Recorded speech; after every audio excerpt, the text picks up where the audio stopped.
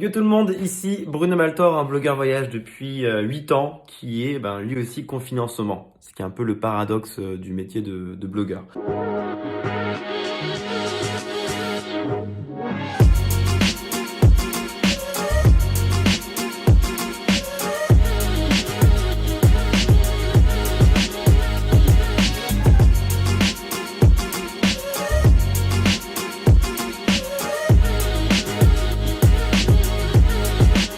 Moi je suis confiné actuellement à Paris, seul, dans un appartement parisien, sans balcon, sans jardin, sans quoi que ce soit.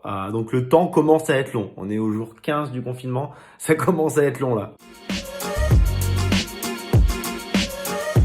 Ma journée type de confiné, elle ressemble à quoi? Elle ressemble déjà à actualiser tous les contenus que j'ai pu mettre sur mon blog ces dernières années, faire la mise à jour du design du blog, retoucher mes photos que j'ai pu prendre quand j'étais en Inde il y a quelques semaines, quand j'étais au Maroc, enfin des photos de ces derniers mois, de ces dernières années, et aussi publier mes vidéos que j'ai pu prendre. Pareil, dans les derniers mois. Je sais que par exemple, j'ai sorti mercredi dernier une vidéo sur le Taj Mahal où j'étais il y a environ 2 mois. Donc j'ai encore pas mal de contenu à partager sur mes réseaux en espérant que le confinement ne dure pas 3 ans et demi parce que sinon ça va devenir très compliqué. En profiter sans me mettre la pression parce que j'en ai marre de tous les challenges qu'on voit sur tous les réseaux, mais sans mettre la pression pour faire des trucs perso. Par exemple, je sais que j'ai un piano dans mon appart qui ne m'appartient pas, qui appartient à la proprio. Je l'ai toujours regardé en mode ça me sert à rien. Et là, pour une fois, ça me sert vraiment parce que ça m'occupe. Donc voilà, je me suis dit que j'allais essayer d'apprendre un peu le piano.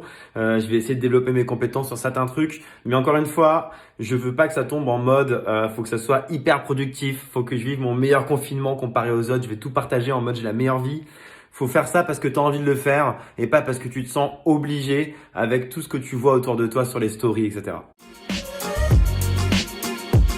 Qu'est-ce qui est le plus difficile pour moi pendant cette période? C'est vraiment d'arriver à rester productif. Parce que je suis habitué au final à bosser sur mon bureau là-bas. Ça fait 5-6 ans que je travaille de chez moi le matin, que je bosse l'après-midi dans des cafés et tout quand je suis pas en voyage. Donc du coup, normalement, je suis habitué à tout ça. Mais je trouve que le contexte est si particulier que j'ai du mal à me motiver, j'ai du mal à bien faire les choses. Et du coup, c'est vrai que c'est un peu le problème que j'ai, quoi. C'est arriver à être productif et à travailler tout au long de la journée. Quel est le truc le plus bizarre que j'ai fait depuis que je suis confiné? C'est sans doute de faire des stories un peu what the fuck. Par exemple, sur enquêter sur quelle est la race du chien de ma voisine en story sur Instagram. Ça a pas mal plu aux gens. Je vous invite à regarder. Si vous l'avez pas encore fait sur mon compte Instagram qui est Bruno Maltor. La story elle est épinglée en highlight et j'ai pas mal pété des câbles par rapport à ça, à faire des blagues un peu nulles, à essayer d'envoyer des avions en papier, des choses comme ça pour essayer d'avoir la réponse de ma voisine. Donc je vous laisserai regarder la story pour savoir si j'ai réussi à le savoir et pour connaître la race du chien de ma voisine. C'est de déjà ne pas se mettre la pression encore une fois par rapport à tout ce qu'on croit que les gens font pendant les confinements en mode cookie, yoga, je ne sais quoi. Mettez-vous pas la pression. C'est sans doute une des seules fois de votre vie où vous pourrez rester chez vous sans avoir de complexe à le faire parce que vous vous direz pas qu'il y a des potes qui sont allés au cinéma sans vous, aller boire des bières sans vous, je ne sais quoi. Donc profitez-en et pourquoi pas, si vous le souhaitez, lancez-vous dans un projet qui vous fait kiffer. Parce que moi je sais que si je vis de mon blog aujourd'hui, c'est uniquement parce que j'ai lancé un projet il y a 8 ans, 9 ans qui était d'être blogueur voyage sans aucune prétention parce qu'il n'y avait pas de métier sur ça à l'époque. Et c'est devenu mon taf au fil du temps. Donc peut-être que là tout de suite c'est le bon moment pour faire ce projet que vous avez toujours un peu repoussé par manque de temps. Mais encore une fois, pas de pression, pas de pression. La liberté et puis surtout le regard que j'ai par rapport à mon métier. Parce que moi, mon métier m'amène aux 4 coins du monde et là, le monde entier, enfin la moitié du monde entier actuellement est sous confinement et ne peut pas bouger sous divers degrés de sévérité du confinement. Mais du coup, ça me fait me poser des questions par rapport à mon taf quand même, forcément un peu.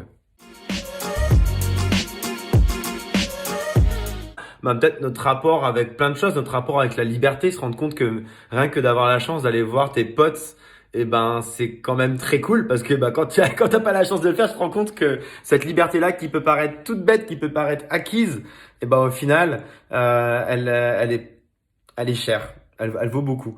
Et j'aimerais beaucoup aussi qu'on se pose des questions sur des sujets d'actualité comme les zoos. En fait, là, ça fait 2 semaines que nous, on est en confinement et des animaux, ça fait une vie entière pour eux, pour certains. Donc j'aimerais bien que, en fait, avec le confinement qu'on vit là, on essaye d'être un peu plus humain, de faire preuve d'un peu plus d'humanisme par rapport à des choses qu'on va même payer pour aller voir. Aller voir aujourd'hui des tigres, des lions dans des zoos, ça devrait être interdit parce qu'on voit bien que le confinement, le fait d'être bloqué à un endroit, c'est tout sauf humain. Et du coup, que ce soit un animal ou pas, personne ne mérite de vivre ça selon moi.